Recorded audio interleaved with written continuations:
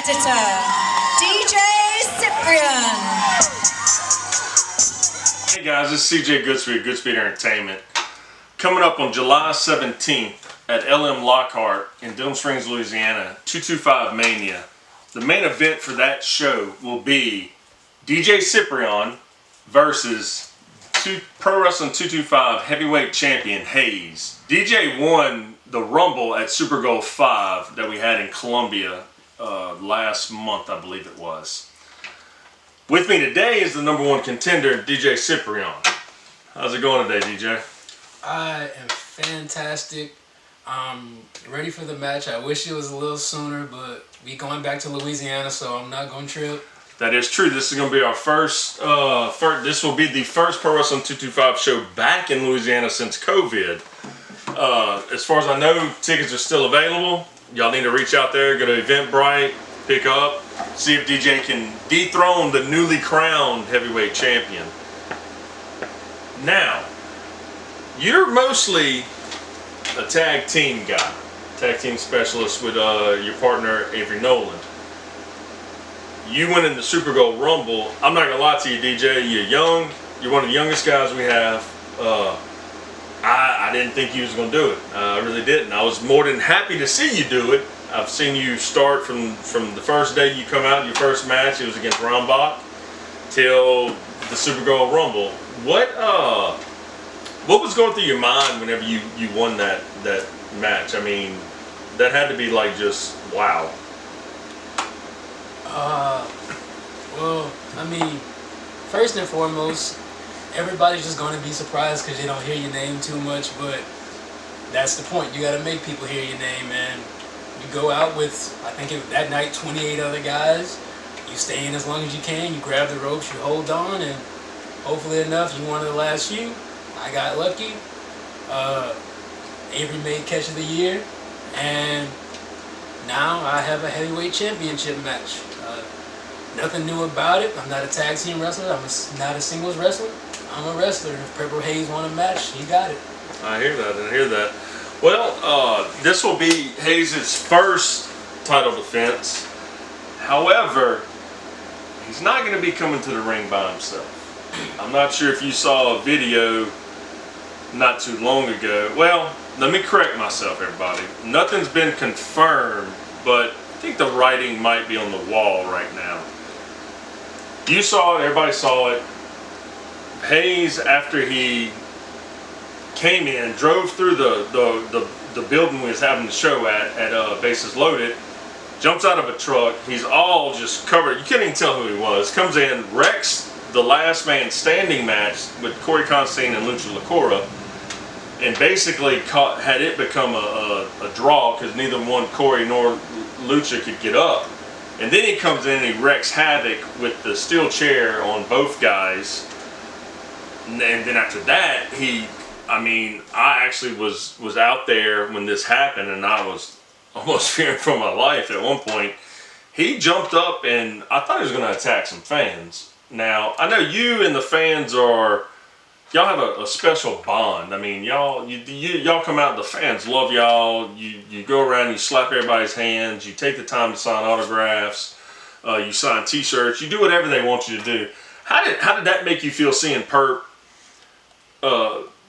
Haze do what he did, as far as not only turning his back on the fans, he come in and ruined what could have been a classic heavyweight championship match, and basically put the title in limbo in a way. So how do you feel about him doing that first?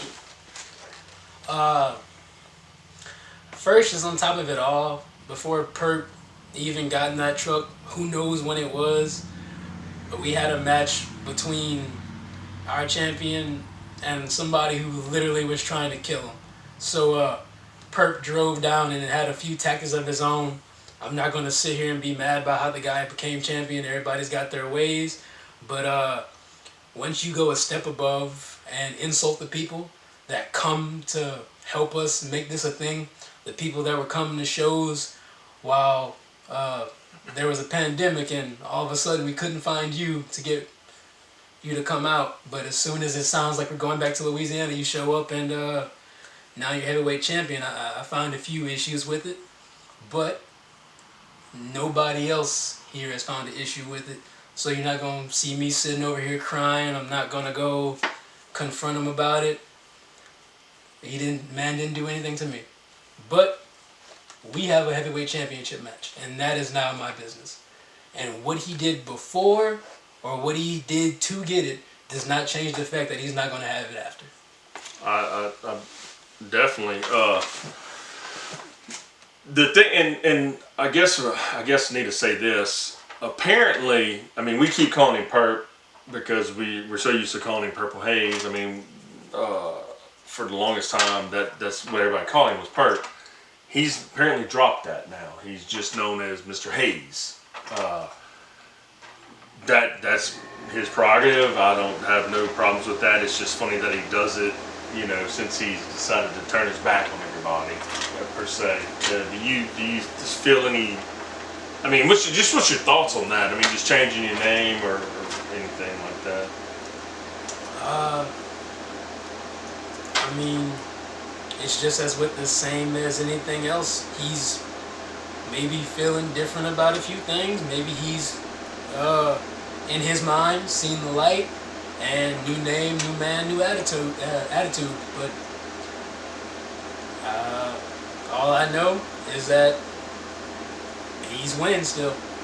So I don't know what the name change could be about. I don't know what he could be feeling, what he could be hinting at. But Haze, Purple Haze, Blue Haze, Red Haze, bro still gotta wrestle me, same person. Yeah, exactly. He's definitely the same person. Just it seems like now he's willing to take the shortest road to victory.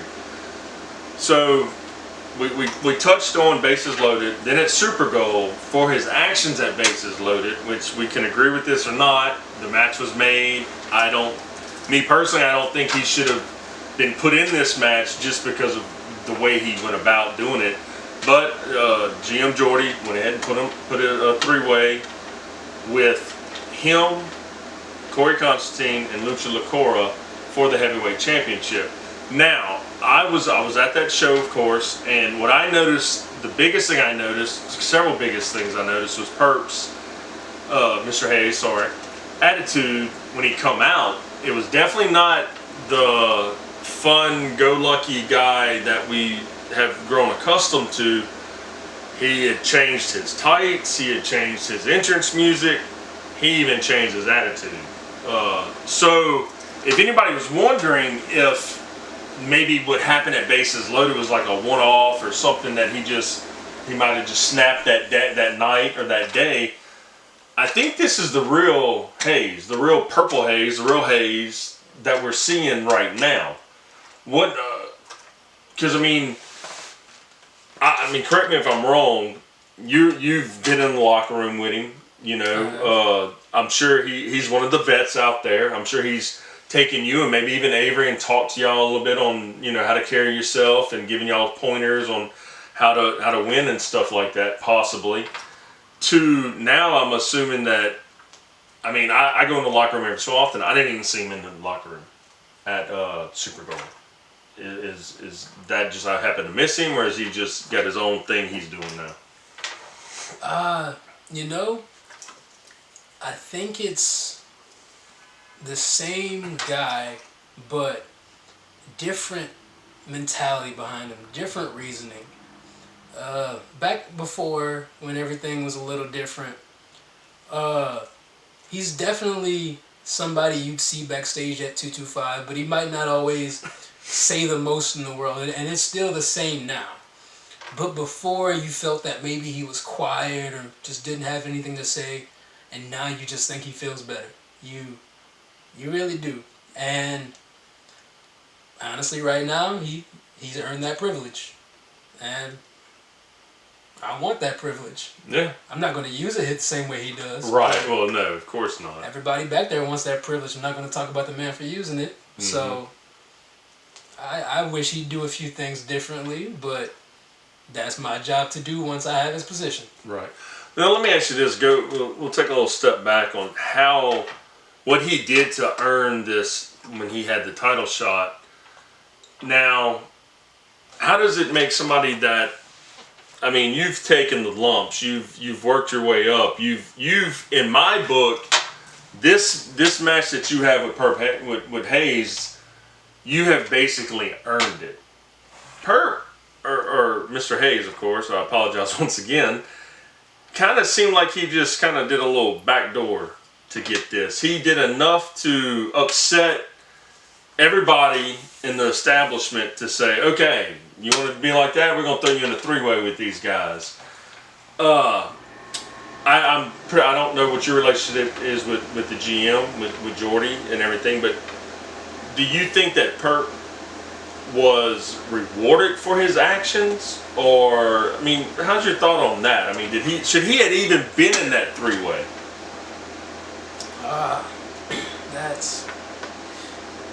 That's tough, because again, that had been after what happened in Perp interrupting the first championship match. He was put into a third championship match, so we can't say he didn't earn it.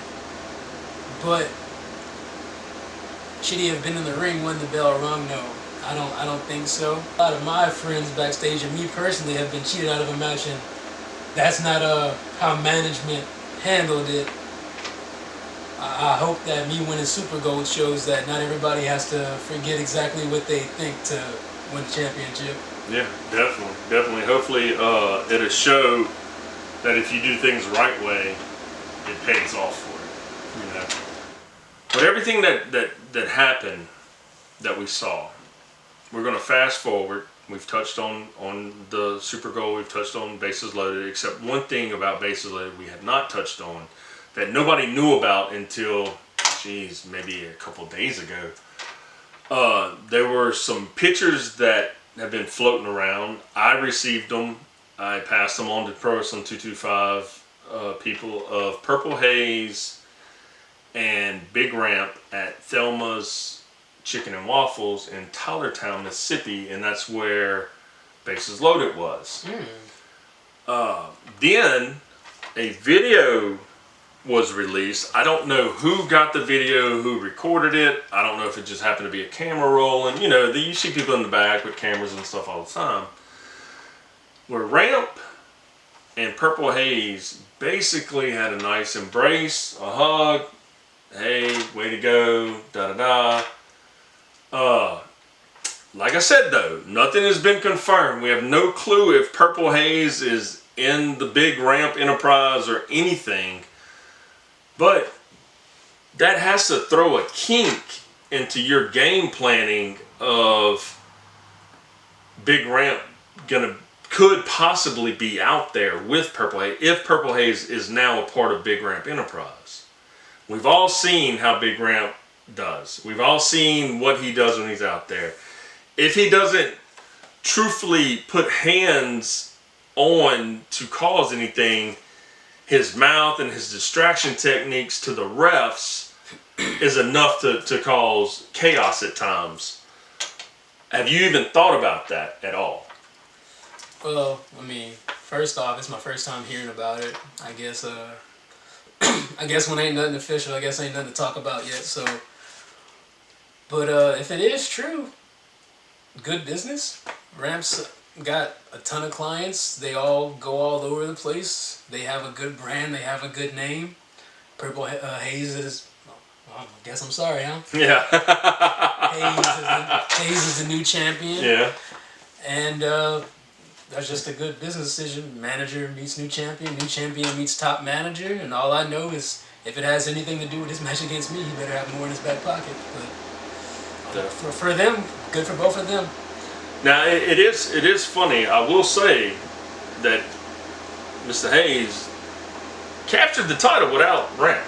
I mean, we got to give him that. I mean, even if he is part of Big Ramp Enterprise, he did accomplish what he's accomplished without Big Ramp. So, and look, I'm not trying to take anything away from Mr. Haze by no means. He is an exceptional talent. I mean, he's been around the block geez, more times than most. And he is a proven champion of numerous belts he's held. Now, this is his first run with the Pro Wrestling 225 Championship, which for us is something new. I was not expecting to see Purple Haze get it like this, but he did. He did, and no matter how he got into it, I agree with you. He deserved. He was there. He won the match. Even how I won't even bring up how he won the match, but he got the 3 count. He left, and he has the belt now. The stuff at Ramp, I guess, is just going to be time, and we'll see. Now, I do have a question for you. If Ramp is going to be out there, if we find out before the show that Ramp will be out there, would that mean that we can expect to see Avery Nolan come out with you, or are you going to go at this by yourself, or is it something you haven't really even thought about? Well, I mean, of course you think about it. We both see how he's been acting. If he's been talking to Ramp, that doesn't bode well for that train of thought. But just in general, man, when you walk out to that ring, who's between the ropes is who's between the ropes, and who's outside of it is outside. And you try to keep that separate the best you can. But all I know, if it comes to a scenario where I have 2 people against me, I have 1 person to call, so I'm never going to be too far down. Gotcha. One thing that I want to touch on, because this, and you correct me if I'm wrong, as far as tag team goes, y'all have never gone for the titles, correct? 225, no sir. Okay. You've never had any title shots at all. This will be your first title shot ever in Pro Wrestling 225. Funnily enough that you bring up Big Ramp, I had one about 1.5 years ago in Homo with Gil Gracie. That's right. I forgot about that. But you, I mean, that was kind of all of a sudden match, I would say. I don't think you really had time to train for that match. I mean, I know you pride yourself on always being ready, and I think so. But I do feel in that match, now just me, this is the outside looking in, I do feel that you were, and you might not like how I say this, and I apologize in advance, but I think you were outmatched as far as ring experience at that time. Oh, definitely, 100%. Yeah. And since then, you've traveled outside of the States, and you've wrestled, and you've gotten a lot of ring time under your belt. However, it's still not the same amount as Purple Haze, or Mr. Haze, sorry. So, what did you, let me ask you this, since you reminded me about Gil, what have you learned in all this time that's going to help you against Haze? Keep your hands up. But no, just in this time, I did exactly what you shouldn't do. 100% knowing I was outmatched in ring experience, I did not care. I rushed to the ring. I was ready for the fight, and I got so excited that I turned my back to him. So, there's definitely that. I can't be so brave that I forget the basics. Definitely can't turn my back to Purple Haze. Know that for sure. Knew that even without the Gil Gracie incident. And just on top of everything, you learn more every match. It's never a time when you get out of the ring and you don't know something new. Right. So every match is another point added on, and I'm way farther down than I was. So. Yeah, definitely. One thing, and we touched on this earlier, is the fans and stuff, and your connection with the fans, and also, I mean, you D&A's connection with the fans. What do the fans mean to you? Like, what do they mean for you in coming out there and going for this title and all like that? I mean, just in general, with all 225 fans almost, you just feel welcome. They know how to have a good time and have a good time with you. Just for DNA separately, it was always something different, something special. When I meet the kids, I introduce myself by name. You don't meet the 12 gauge, you meet DJ. There's no real barrier there. The only real barrier is we'll step inside these ropes, and they won't, so they'll cheer for us to do it for them. That's all there is to it. When you're real with people, they're real back, and the connection just something that stretches out of it. Definitely, and I can tell you, I've been, and one thing I love is that I can sit back and just kind of watch when I'm at a show. And look, there's no doubt when it comes to the roster right now, and as far as stuff that you do in the ring mesmerizes me at times. I'm not gonna lie to you. Sometimes I'm like, oh God, why'd he do that? Oh, is he okay? And you, I mean, you've talked outside of on camera, and you're like, look, when I do what I do, it's calculated. It's in control. I control it. You know, it's a reason why I do it. I don't take a risk because, you know, the fact is it's high risk. So you can lose a match by messing up on something that you do at times. I've yet to see that I can recall.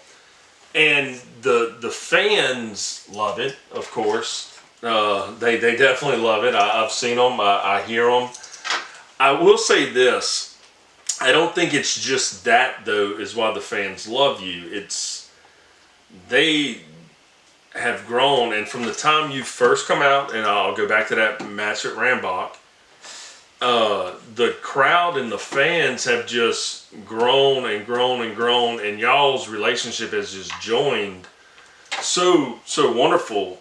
And what I think a lot of these, and it happened at Super Gold also this year, when you won that match, the place like erupted. You know, they were it was almost like they were winning that match with you, you know. So that was amazing. It was definitely a moment. I think I even grabbed you, gave you a hug afterwards. Of course, that's not on camera because I don't get on camera unless we're doing this. But yeah, but I mean, I congratulated you. It shocked me to no end. I never thought, and especially after the beating in a way that Ocean did. Not during the match was rough, but then after the match, what he did to you too. You know, I was worried that. Well, I guess we can count DJ out of the Rumble, you know. But you showed up, you showed out, and you won it, man. As far as Ocean, man, he's got his own ideas about how this stuff works, and he's got his own way. And I'm kind of one of the few people that can show him a little bit of a different view on it. But that night, he got me, and I wasn't done fighting. So, you know, stand back up, take a couple more. It's all in a day's work, but I mean, he had to look up at me from the floor later that night. So. He did, and that's what it's all about. And I'd be willing to bet that you'll trade off that first match with Ocean for this win at the Super Bowl Rumble. That gives you. I think this one was a little bit more important for you in the long term of thinking. Yeah, I mean, you rather go 2 for 2, but if you got to go 1 for 1 on those, I know which one I'll take. Yeah, definitely. And look, and I don't know if anybody's seen the match. I know everybody that was there. You gave Ocean every bit that he could take, man. I mean, at one point, I was there with my kid. He thought that you was going to win it. I thought you was going to win it at one time. I just think he caught you, and just it wasn't the how they say, the ball didn't bounce the right way on that one. I guess is the best way to say it. It's the same thing with every match. A lot of times, especially for me. If you're going to have a guy bigger than you, nobody's invincible. He's just going to be able to take a little bit more. And he was able to give his out faster than I could give mine out. Mm-hmm. He just caught me slipping. Into the match, I tried to put my feet through his chest. It sent him flying, but it wasn't enough to keep him down, I guess. I thought I had 2 seconds. I thought I had 2 seconds to celebrate. We went the whole match. Your boy choked me. Yeah. Oh, he's slapping my back. He's punching me all around the ring. You know, I'm trading back. Yeah, I mean, you was fighting it, but he's not a small dude. No, no, he's not. He's definitely a heavyweight. I'll give him that. And I was giving it back the whole match, but I gave that drop kick. His man went flying. I thought I had 2 seconds to celebrate. I turn around, there's an arm at your neck. Yeah. So. But that's also, like you said before, that's something that you learn. You know, you got to control yourself, even if you think you can celebrate those 2 seconds. You got to control yourself. You know. Never turn your back on elected leaders. If they say they were elected, do not turn your back. You got that right. So much.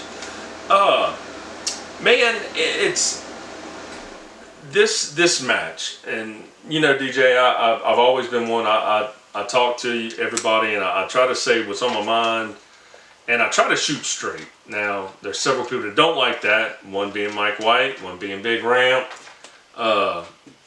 Which y'all all seen the videos of that. You know, we have to work with those guys. Sometimes it's not too bad, but most of the time it's a pain in the butt. DJ, we're coming to the end, and I mean, we both know that we could sit here and talk for hours. I'm sure we definitely could. Tell me what it would mean for you coming back home to Louisiana to win the 225 championship.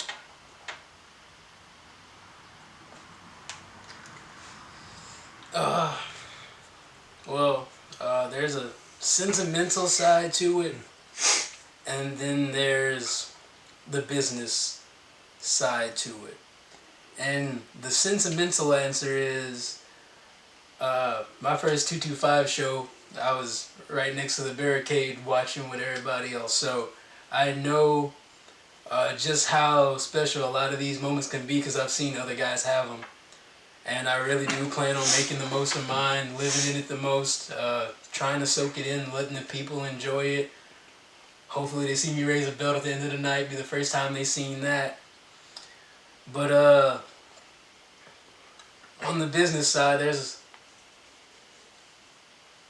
well, I'll tell you.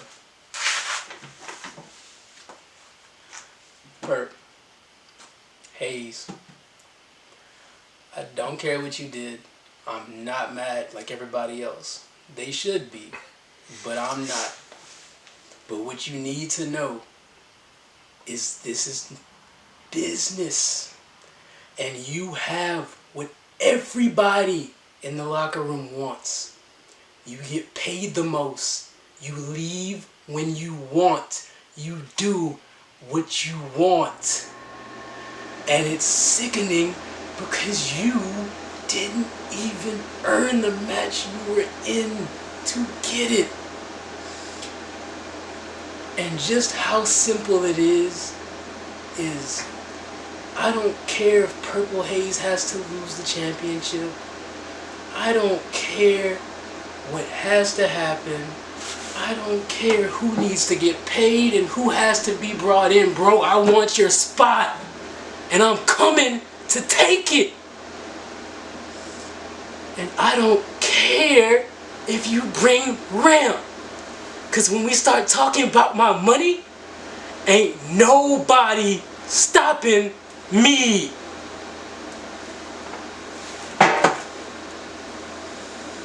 I guess this is the best time and they need to go ahead and end it. Hope to see everybody July 17th in Denham Springs at 225 Mania. Check us out on Facebook.